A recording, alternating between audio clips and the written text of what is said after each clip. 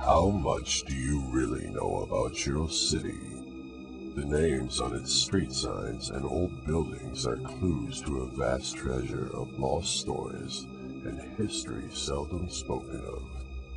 Today, as you sit in your car at a stoplight, or lay on the couch watching television, look around. 100 years ago, somebody stood in the very spot which you are currently inhabiting, and life was vastly different.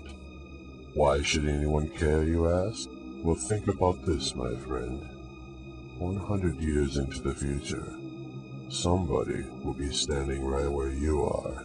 What will life in your city look like then? The curious resident would do well to study the past, for as we all know, everything is connected.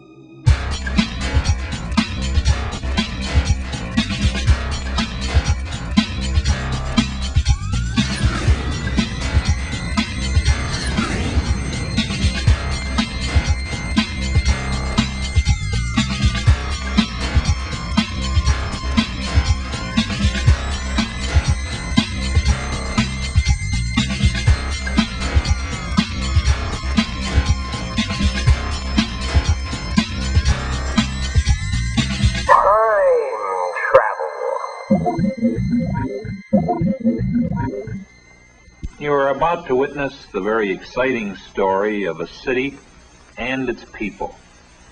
It will be an adventure that will open new sights in familiar surroundings. It is a story of a city seeking new horizons in a resolute contest with great challenges. So you're a factory worker? Production worker. Production worker? Yeah. You grew up mostly in Bay City? Auburn, Bay City, yeah. Auburn, Bay City. What do you know about American Hoist? You ever heard of American? I have heard of it. This guy that used to work here, Dick Chouette, used to work there, but I don't know too much about it.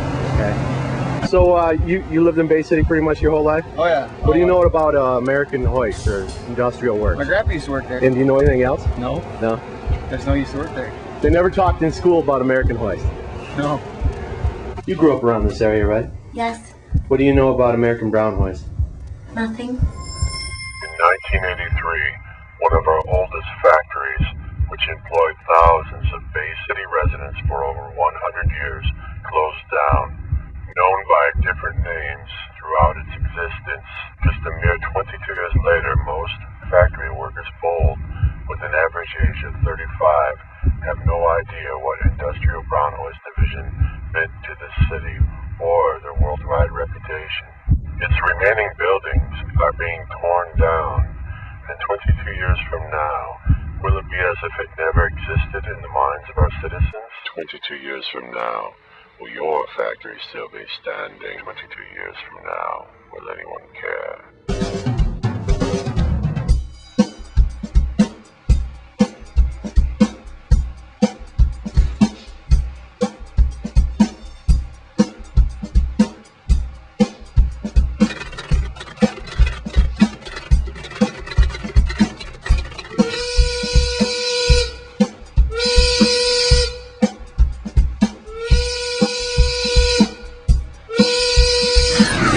In the 110 years or more that the Industrial Brown Hoist has been sitting in the middle of Bay City, you'd be very surprised, as I have in my 25 years of being here, that hardly anybody knows anything about it. It's a cultural identity crisis. The people back then, at the time of the industrial works and the Brown Hoist, these people they knew what they were doing. They saw the end result of their labor. It was building bridges and canyons, and it was just wonderful stuff. And they had an identity. identified. They were proud of it. And I think that the people today in Bay City, and unfortunately all over the United States, don't have an identity. They're disassociated from the things that they do and they say. And I think that it's very important for that to happen. And maybe if we look at the industrial works and try to understand it and the people and the cranes that they made, maybe we could figure out a little bit of what we're doing wrong now and what we might do for the future. That's why it's important that we study the industrial works very closely.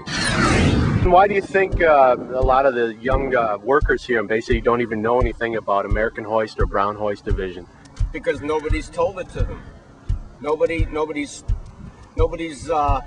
come down here and poked around. Sometimes you have to dig this stuff up. Which is basically what we're doing right now. Do something that other people haven't done before. Run down here. I've always wanted to see them. Well, now I'm doing it, and it's important. And now maybe the young people will see it, and they will know. But right now we're trespassing. So how are young people supposed to actually get in here and look at the history? Trespass. Trespass. Trespass. Trespass.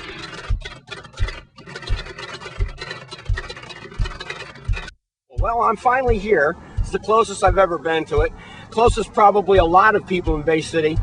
And I'm sure they've all had the same feelings as me, wanting to see what was going on here.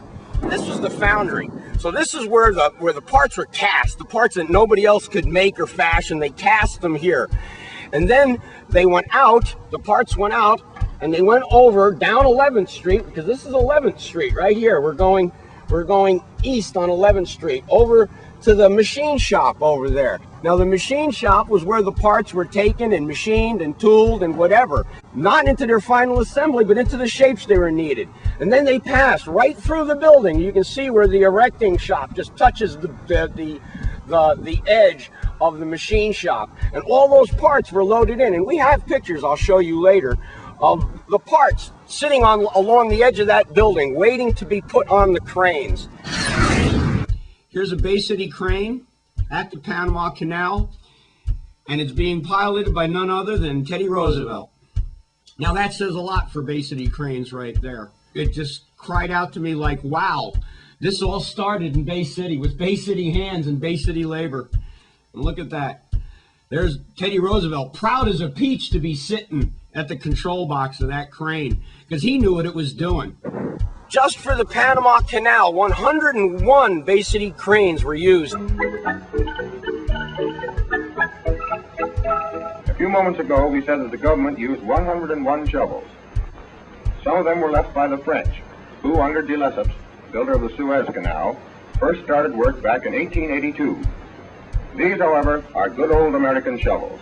They are working here just past the sheer face of Culebra at the lowest point of the cut, the very real bottom of the Panama Canal. The loading of the empty dirt trains is done very quickly with those big dippers, and don't worry, the shovels always dig themselves out.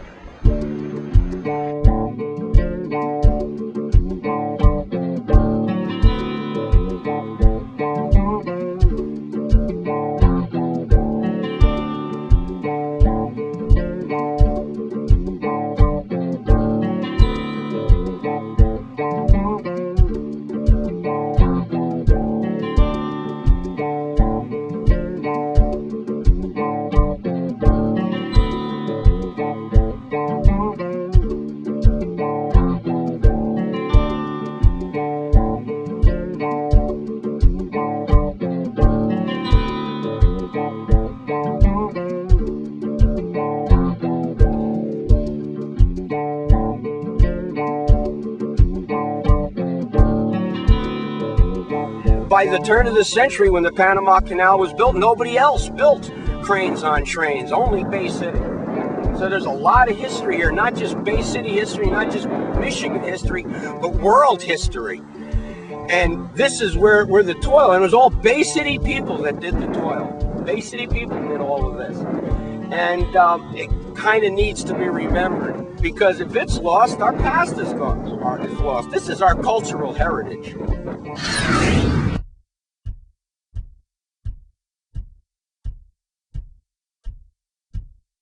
Now, in the progression of the history, it was originally the Industrial Works from 1873 up until 1930. It was the Industrial Works. In 1930, because of the Depression, the Industrial Works merged with Brown Hoist of Cleveland, Ohio, and became the Industrial Brown Hoist. And then in 1960, there was another change of hands due to a depression of sorts too, a depression in the industry. And at that time, Industrial Brown Hoist merged with American Hoist and was known as the Industrial Brown Hoist Division of American Hoist. And therefore, we see the American Hoist sign. So this has to be after 1960, but I know it was 1980 because I took the photographs. Approximately 1980. And this shows the relationship of the south end of the erecting shed, which is still there, and the east face. This is the face of the build. This face of this building is the one you would remember as an older Bay City resident driving down Columbus and seeing the American Hoist. You would have seen, that's the face that you would have seen as you drove down Columbus. You would have seen it from 10 blocks back. That's the American Hoist sign.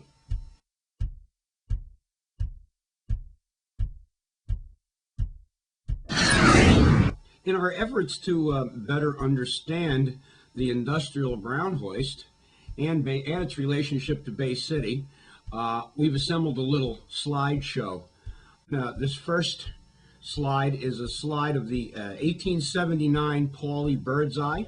It's the earliest bird's eye we have, earliest map we have showing actual buildings. So it's a good one to use as reference comparing it to the 1912. If you look, you can see the cluster of buildings right in the middle. That's the original building started by Burton and then expanded by John McDowell.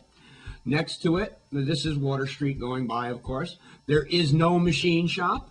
There's no con building up in the next block. There's no erecting shed. There is no foundry. Just that cluster of buildings in the middle, sandwiched between the Eddie Avery Eddy Mill and the Peter Mill, the William Peter Mill.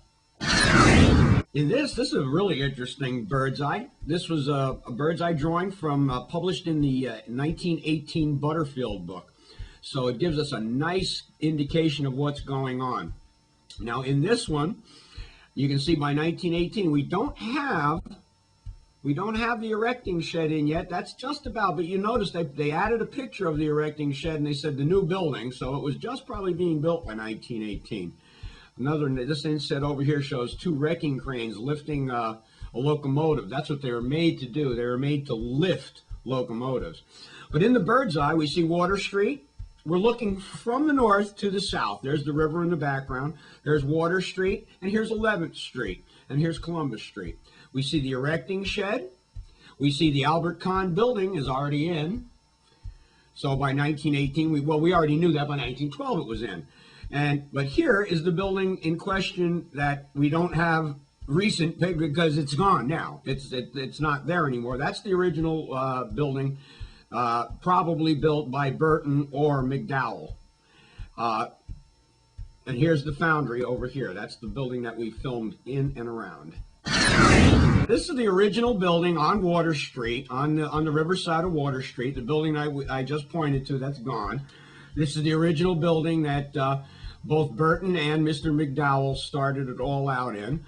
And just look at those guys, especially this fellow over here with his badge on. Boy, he's important. He knows it and he looks it. And all of these fellas smiling down here. And here we have Spanky out in front here. He's having a good time. And somebody sitting up on these people, they were working hard. They were hard workers. But boy, when it came time to get a picture in front of their factory where they built their stuff, they wanted to be there.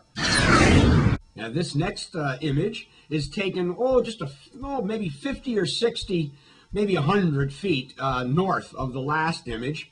It shows the same building, the same original building. You can see the edge of the Industrial Works sign.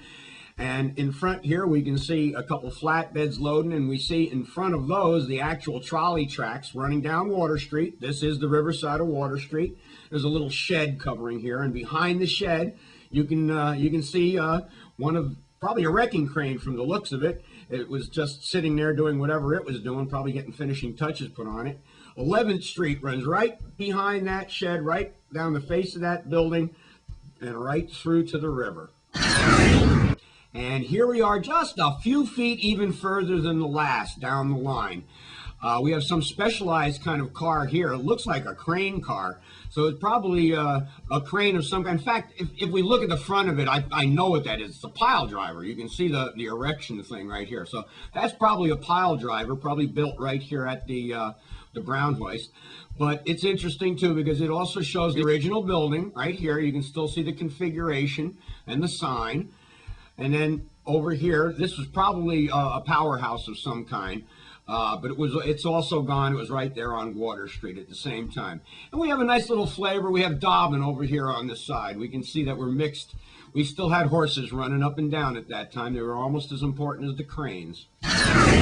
Okay, now in this photograph, we see the south end of the erecting shed, looking across the erecting shed in a northwest direction from the intersection of Water Street and Columbus. We see a lot of interesting things here. The most interesting thing about it is this is the last building in the complex. This is the last one built. It's one of the bigger ones, but it was made for all of the efforts of all the other buildings to come together into this building. From the machine shop at the other end and coming down, and the cranes came right out this middle door over here. That's where they were almost like being born. They came out of this to see the light of day and go out and do their jobs all over the world. Up in the corner, we have an inset of the Con building, which was the last building before this probably to go in. Okay, this is a modern day photo taken not too long ago by me. When my first time inside the grounds of the industrial works right here, I went through the fence. There was a hole in the fence, and I went through the fence and took my still camera and went through here and just took pictures all over. And I had been wanting to go in there for 20, 25 years. But you can see this is the same erecting shed, but from an inboard angle. The last shot was taken from off in this direction. And you can see the erecting shed in its entire length. And then and this is Water Street. That's the edge of Water Street right here, going right north. And at the very end, you can see where it almost touches the western end of the machine shop. Right down here, that's what that is. And we've seen that in several other photographs. Also, when I first went in, the first thing I did after taking these pictures was go right around to the outside and walk in through the side, and because I knew that the inside pictures, if I could get them, would be really spectacular because of all the light through the windows. Because back when this was built, light was the cheapest form. I mean, sunlight was the cheapest form of light. So they put a lot of windows in so they didn't have to pay a lot so people could see without paying a lot of money for light. And that was the idea behind them. So I took a lot of what I thought were very dramatic pictures of the inside of these. I'm sure this is probably one of the views that most people that remember the Brown hoist remember this shot. We are looking straight south down Water Street. Water Street ran right by both the machine shop, which this is the machine shop, and then you can see the erecting shop almost touching it and then running off. Water Street canted a little bit right about this area and bent a little bit towards the river and went straight down past the erecting shop. The original John Burton, John McDowell Industrial Works building stood right where my finger is, right here, right directly across the street from the west end of the machine shop. It would have been right there. And over here, this is the site that all of the last workers saw for the American hoist section. The lifetime of the factories, and even earlier for the Brown hoist. This was the gatehouse where they all came in to work.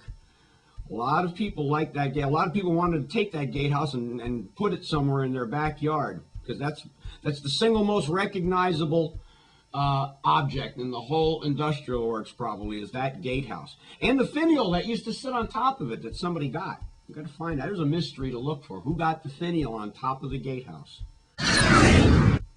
Now, From the same perspective, this is looking at the complex from the river. If you're out in the middle of a boat from the river. And we can use, right in the middle of the image, you can use the tower of the City Hall as a guide on. Now to your left over here, the elongated building right here, there's our building in all its glory, still there. Over here to the right as a perspective, all in the back, you can see the barrel type things up on the roof of it, and then down here you can see the southern face. There's our erecting shed, the erecting shop. We can't see it very well in the image, but the machine shop is right over there. And there's the stack of the powerhouse, which was that other older building that we saw in the front.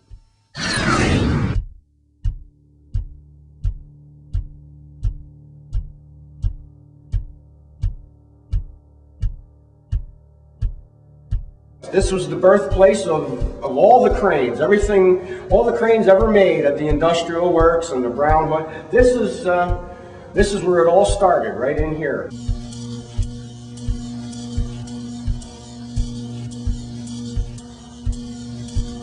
Besides the Columbian Exposition, some of the other things that the Bay City cranes were involved in. We had the Mackinac Bridge in later times. So a police officer going by outside. Yeah, keep rolling. And Warner Brothers Studios actually used Bay City cranes on their movie sets to build movie sets.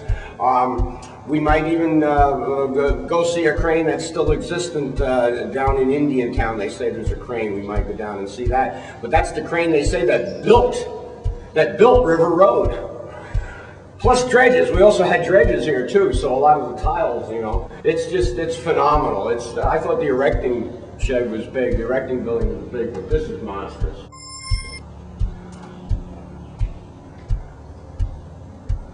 And I think we should start easing out. He was looking for us. What I'm trying to do is trying to show you a collection of special pictures of the cranes to show their lifting capabilities and what they could do either on the job or off the job. This is a weight test. You can see her on the side of the erecting shed right there in Bay City. And this is a weight test. This is a 200-ton weight test. Now, I heard they went up to 250 tons, but this is the biggest one I've seen. A weight test for a wrecking crane. You can tell by the short arms usually. And this is an industrial brown hoist, so it's an earlier crane. Now, here's one of the more interesting images. I kind of really got off on it when I first saw it. There's a Bay City crane, and you can see the nice old 1930s car, or maybe 40s car, probably 40s. And you see up on the arm right there, Bay City, right on the arm, and then on the side of the cab, number 15, Warner Brothers Pictures Incorporated. Bay City Cranes built the sets for Warner Brothers for years and years and years and years. Now this contraption is called a dredger.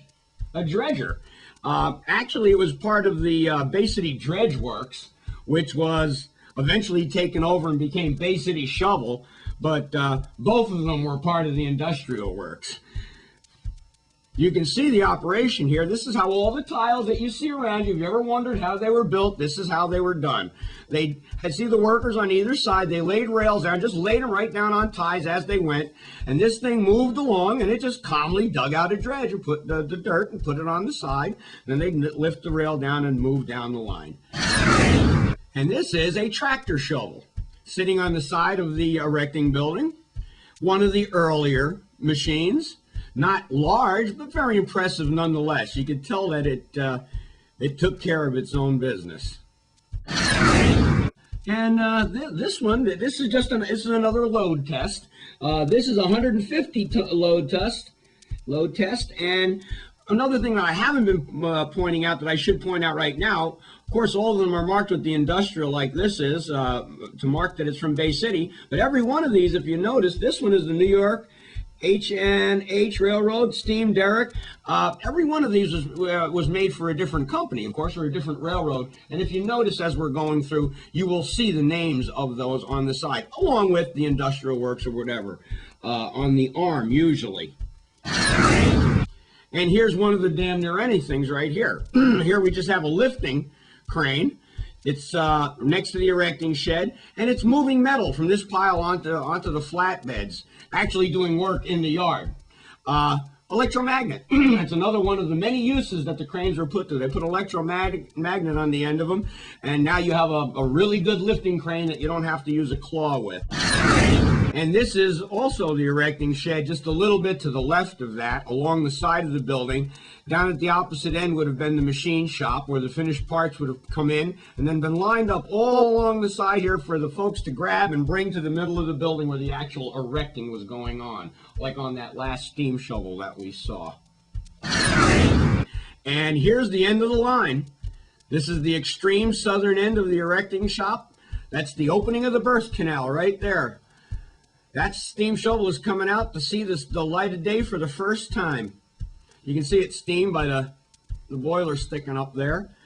And it would have come out this way, made a turn this way, and went right down Water Street and out to where it had to go, hooking up with one of the railroad lines further north. But that's what it was all about. That's the end of the line. All the effort that went in from the foundry to the machine shop to the paint shop to the cutting shop, the rivet shop, and it all got assembled and came right out there. What can these cranes do? Well, this is what they did best. And this is what they were really, really needed for. In fact, that's why the term wrecking crane came into being. For just this type of thing, they even had techniques that they would develop. And what you're seeing here is right in the yard, they're developing a technique for riding a locomotive, using wrecking cranes to do it. That's what the props were all about. But the point is we have several images of these cranes doing their job, and it was pretty impressive to see a machine that could come and toy with a 55-ton locomotive. That's impressive. That's Bay City Brown Hoist. Now this image, also from the same private collection, also an unpublished photograph. Bay City crane in the middle, we know that by the plate on the side right there. Now where the image takes place, I'm not entirely certain, but since it's from a private collection in Bay City of a Bay City crane found in Bay City, I'm guessing that the image is of someplace in Bay City. And since there are nothing but gigantic steel gun barrels, and that's what this crane is obviously there to do, is to lift these mammoth, immensely weighted objects around. It's Defoe. I'm guessing it's Defoe shipyard somewhere. They're the only people in the area that were building, ships that had guns like that. So it's a pretty safe bet. But there we go again. Look what we could do. Anything. They can lift anything, do anything. And another good thing, too, is the link up, if this is Defoe, between Defoe and the Industrial Works. Because just like the Industrial Works helped Bay City bridge the gap between the decline of the lumber era and what was to come, that is the next phase. Because it was in 1905 that Defoe bought the area where the works was eventually to be. And it didn't even start really cranking until the teens and the 20s. So the Brown Hoist was the bridge, the largest employer, 1,800 to 2,000 employees by 1918. They were what helped Bay City bridge that gap between the end of the lumber era and today, and to Defoe, and then the continuation from Defoe to General Motors, which is our history. That's our history. Lumber era, Industrial Brown Hoist, Defoe, General Motors.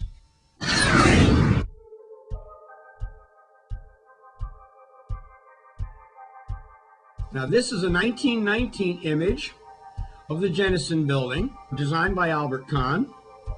And you can see why William Clements wanted his office building designed by Albert Kahn. Look at the striking black front on it, the wonderful window setting. Now, our building today, as it sits, has 2 more stories on the top of it, but this is the way it was supposed to look when it was designed by Albert Kahn. It's just so impressive, it just grabs your eye right to it, and that would have happened in 1919, and just like it happens today. That's why most of Michigan cities at that time period had most of their buildings designed by the gentleman. You go to Detroit, most of Detroit is built by him or is designed by him. Now this is William Clements. This is the gentleman that we've been speaking about. At the time of the peak of the industrial works, he was the president. What we see in here is this is in the early 30s. This is the first delivery of mail to James Clements Airport.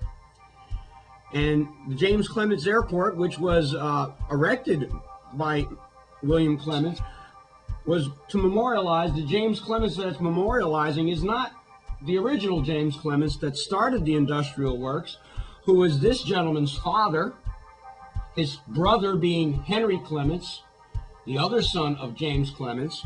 But the James Clements that the airport was named after is James Renville Clements, who was his son. It was William Clements' son, and he was a World War I flying ace, killed in action, World War I. Hence the dedication of James Clements Airport. Okay, now what we're looking at here, this is the last in the building complex, possibly the most important building. This is the office building that faced Washington Street, designed by Albert Kahn.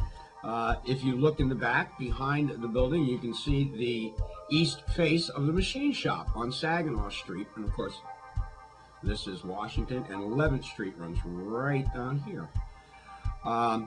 Obviously, William Clements, who at the time was the president, was really impressed by Albert Kahn. He had seen his earlier Jennison building down on Water Street, which had probably been around already 10 or 15 years when this was built, sometime before 1912. He must have really been impressed by him, because he not only had the office building built by him, or designed by him, he had his house designed by him too. And this is the Clements house on Center Avenue, designed by Albert Kahn. And it didn't really last that long, because by, I think, in the 1950s, I believe it was raised. Why it was raised, we don't know. It was probably one of the jewels of Bay City. It would have been, it's just an architectural, treasure for us to have this house, but we don't anymore. In this picture, you can see the classic Kahn features just jumping out at you.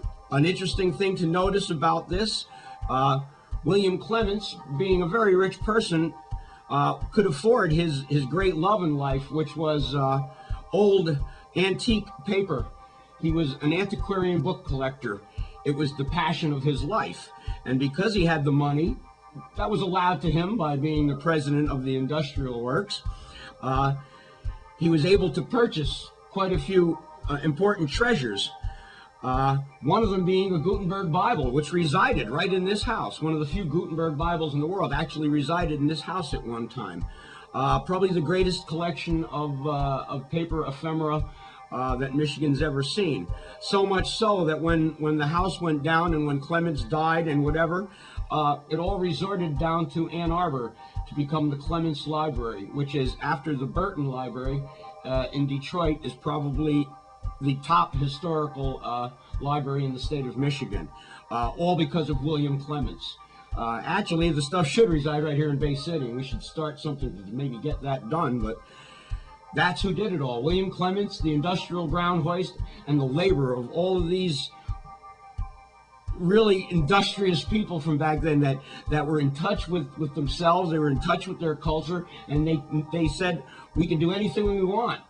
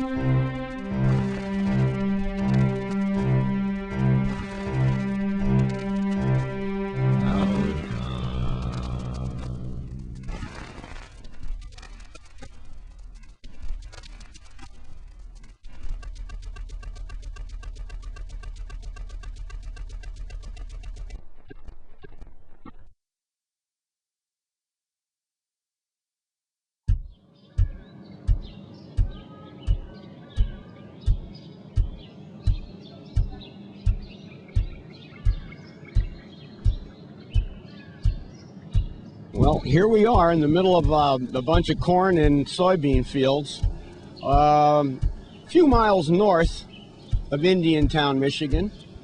Obviously standing next to a crane. We're pretty sure this is a Bay City crane, an industrial works crane, because it's early. It's not on. It's not a crane on a train, but it is on tracks. It's a tractor. We haven't found one mark anywhere on the beast, either on the sides. We checked everywhere, couldn't find any marks. But where else could she come from? But the story goes that this is a crane that helped build River Road. How it got here, we don't know, but that's the story. That's the vernacular. And it's still being used. It's supposedly still operable, and the farmer, he obviously works all of these fields, and he uses this at times, and it probably still works. Everything is greased up, ready to go. Pretty good closing note on a personal basis to actually touch one of these things. And as another personal note that'll help close this project, this episode, I picked up a couple objects. A friend of mine and an avid Bay City historian and collector, Rick Schmidt, brought me over a couple objects that kind of say it all on the personal note. The personal note we've been talking about, how these people felt about their work down through the years, and the pride they had in their jobs, and the pride they had in what they built, and how maybe it would be nice if we could restore a little bit of that to the Michigan worker of today. This first is a badge from the Industrial Works, Bay City, Michigan, badge number 734. This badge was worn by a Bay City resident that worked in that factory every day because he had to have it to get it in. So this was for every machine that he built, everything he did while he was there. This went right with him, touching him the whole time he was there. This is from the next period. This is from the Industrial Brown Hoist period, 1931 to 1960. And I was told by Rick Schmidt that he knows that this badge is a war issue badge because that's the only time they had them. That's the only time there was security needed. So if there's a badge for Industrial Brown, it was during the war. So this is a war issue. And we don't know the gentleman's name, but we know he was all 6 foot 1 inches tall. And if you look at him, he's got a strong face, an intelligent face, a determined face. And what he is, he's the face of the Brown Hoist.